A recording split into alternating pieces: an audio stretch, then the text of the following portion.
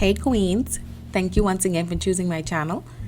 Today I'm going to be demonstrating exactly how I made this lace frontal pixie wig look exactly like my scalp. So this unit was applied with glue today. Normally I do glueless units, but today this is applied with glue. If you want to see how I made this look so natural, continue watching. Thank you for choosing Crown Makisha. Do not forget to like and subscribe. Okay, so we're going to be starting with the lace frontal pixie wig. The wig is 6 inches. It is cut shorter at the back. It came already pre-cut. I did not do any cutting to it. So now I'm going to be bleaching the knots. Bleaching the knots assists with making the lace look a little bit more natural. Not necessarily the lace, but the roots of it. If you don't bleach the knots, all you're going to be basically seeing is a bunch of black dots. So bleaching the knots assists with once you're parting or when you're doing baby hairs, it just gives it a much more natural, like a way more natural appearance.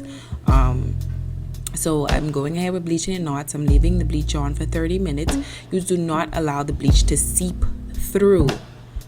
You try your best not to allow it to seep through so you don't put too much pressure when applying the bleach. So I'm just showing how it should look underneath, and this is how you know when it's done. You're going to get some pieces will along the front will get some bleach on it. That's fine.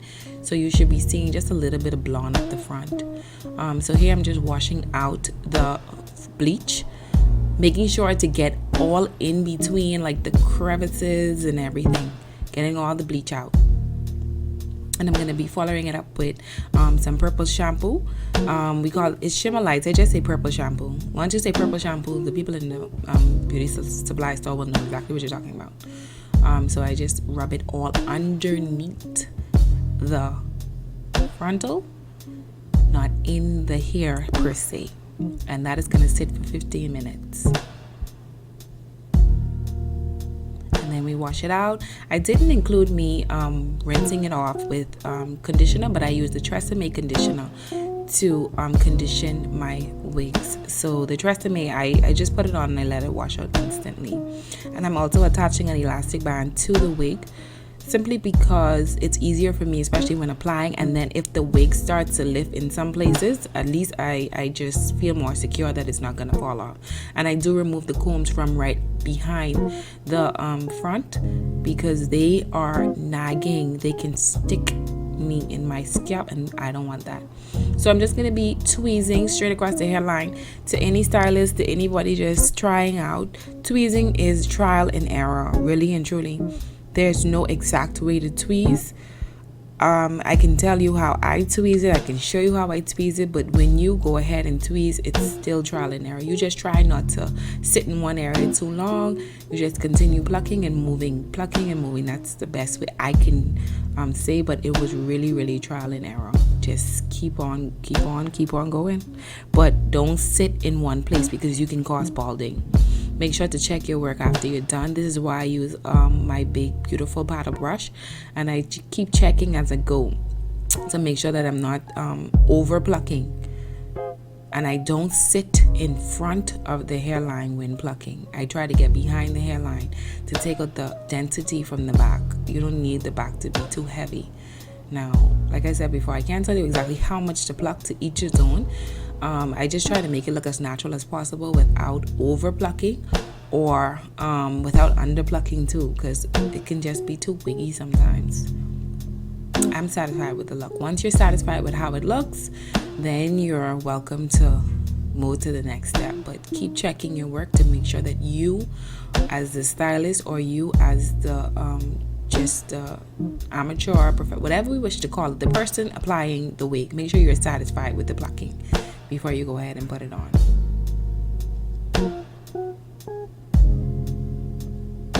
So here I'm just going to be putting on the wig just to line it up, just to know where I'm going to be applying my dots.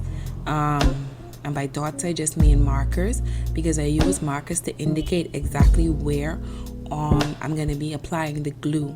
The glue doesn't necessarily go on top of the markers. The glue really doesn't really touch the markers, but the markers are there so that I don't go over where they are. So you mark straight across the hairline. At least I do. I mark straight across the hairline, and it's easier for me that way. And applying the elastic for me is also easier because once I want to take off, put on, take off, put on, I don't have to worry about trying to too hard to keep one side down or trying too hard to keep the next side down. The elastic just does the trick. Now I'm just applying the glue. This is Ghost Bond. I love Ghost Bond. It stays on longer for me.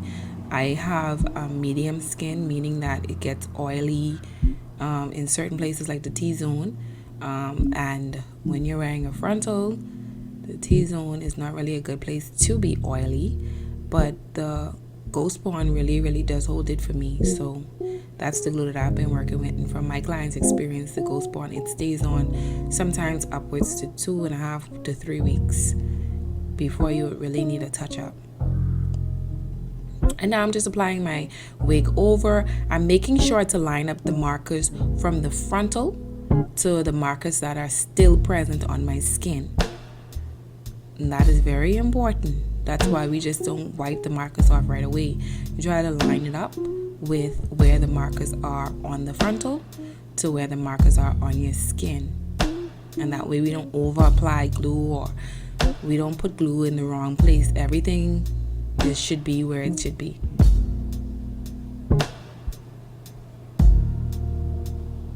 So that's just one marker, that's another marker. I'm just making sure everything is in place, and this is important to do before we take the comb or before we rub the glue in. Make sure it's lined up properly before you rub it in. And now I'm just going to be using the comb to rub it in. I use a comb versus my actual finger simply because the fingers have a lot of oil in it, and in Nassau it's kind of hot, so we sometimes we don't even realize that our hands are sweating or it's oily, and then you just rub it into certain places. That would be terrible for rubbing it into the hairline whilst you're gluing, simply because when you're gluing it down, oil takes off glue.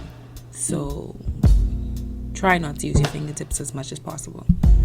And I'm just going to be cutting off the lace from the front. Try to cut as close as possible to the actual hairline. We do not need a big line of lace anywhere around the hairline. I know some people say that they cut like half an inch off. Like, just don't. You can actually see the lace in person, and it's not cute to have a big gap of lace in the front of it. So try to cut as close as possible to the actual hairline if your hairline is plucked properly, and if you're not bleached properly, then that shouldn't be an issue. So I just continued cutting off the lace, and I'm just touching up any areas. What I normally do after I cut the lace, I would just pull around the front just to make sure that everything is glued down where it's supposed to be. Anything that lifts when I pull needs some extra loving, and I give it that. So I just cut the rest of the lace off camera. Around the front of the hairline does have a white cast. That is fine because the glue isn't 100% dried. So that is okay, and that is completely normal. And then there are still markers in some places. So I'll go ahead and clean that up off camera with some 99% alcohol on a Q-tip. I try my best not to get it too close to the drying hairline. Okay, ladies, so if you want to see the styling video, you can just click the box right here.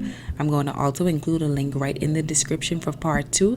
That's inclusive of the styling, how I lay my baby hairs, how I styled the front, and everything will be followed in the link below. There's also going to be a link for you to click right on the screen, and if it doesn't show up on your device, because I know sometimes on the phones it doesn't show up, the link will be for part 2 is in the description. Thank you so much for watching, but we're going to be moving to the next video so that we can see exactly how to lay these edges.